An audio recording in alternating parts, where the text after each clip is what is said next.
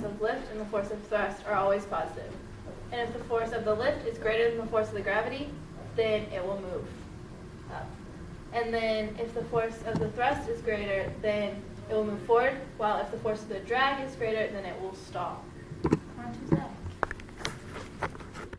So the way a wing works is the wing pushes air over and under the wing, and the air on top is moving faster than the air on the bottom, which creates low pressure on top and high pressure on the bottom of the wing. And so the force from high to low on the wing creates lift, and that's how the plane flies. And so wings generate more lift when the angle is higher, and that's called the angle of attack. This right here is a side view of a wing, also called a symmetrical foil. And when the plane starts out at 0 degrees, there is no lift, but once you increase the angle, which is also known as the angle of attack, it creates more low pressure on top of the wing, which allows for lift. And if the angle is more than 15 degrees, the plane will stall.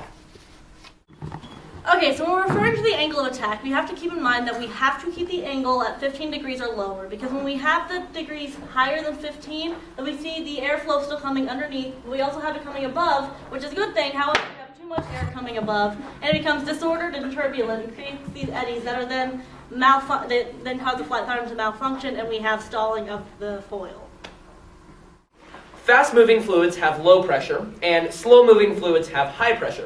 So if we think about Mr. Willard's fabulous example with the hairdryer and the tennis ball, the air in the middle coming out of the center of the hairdryer was moving fast, so there's low pressure. And if we look outwards, there's slower-moving fluids, so we have a lower pressure. If you hit the ping pong back and forth, it goes back to the center because of the difference in pressure. So we can relate this to the helicopter by saying that above the wings, as you can see here, we have the faster moving air, so we have a lower pressure, and underneath we have a slower moving air, so we have high pressure. So basically we can see that because of the Bernoulli principle, this helps give us the lift and the angle of attack that was talked about before.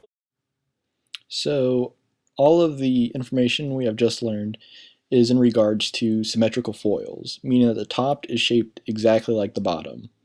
Now, you will not find these on most helicopters or airplanes due to the fact that there is no mechanical advantage by using a symmetrical foil. But for the purpose of this video and for the sake of making this a little bit easier to comprehend, we just use symmetrical foils. So you don't have to get too much into the math side and the whole long equation that goes with aerodynamics.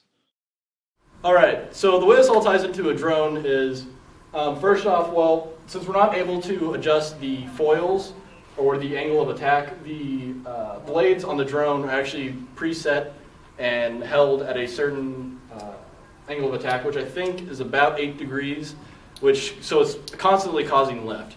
Now, the way we can change how high and how low the drone flies is actually by increasing the RPMs or rotations per minute on each of the individual blades. This is my poorly drawn drone, if you'd bear with me. This being the front and this being the back, of course.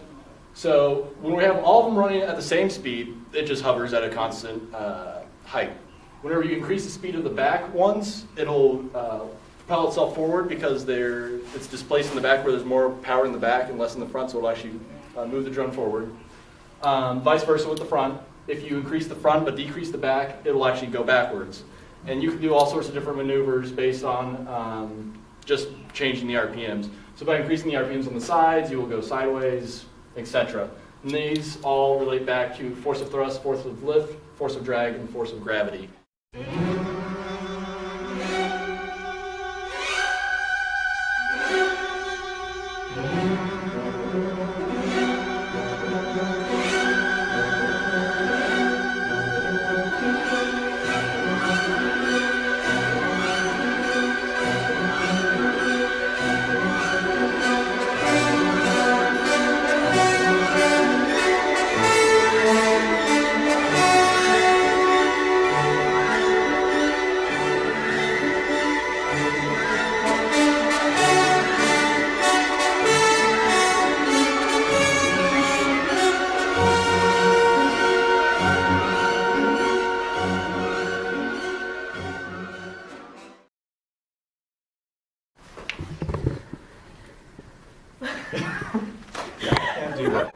So just a quick final disclaimer to talk about. No heat was used in the making of this film. And also we know that if you touch steam, you will go to the emergency room, and that none of us have ever seen water vapor. Thank you.